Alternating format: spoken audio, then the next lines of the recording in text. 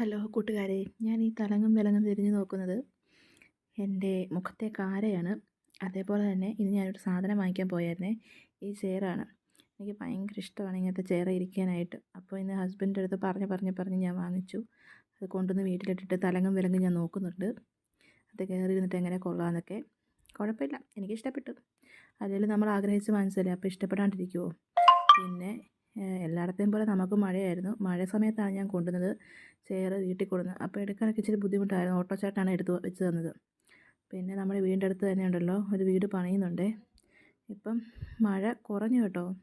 ഇത് മഴ കുറഞ്ഞ് നിൽക്കുന്ന ഒരു അന്തരീക്ഷമാണ്. അപ്പോൾ ശരി, ബായ് എല്ലാവർക്കും.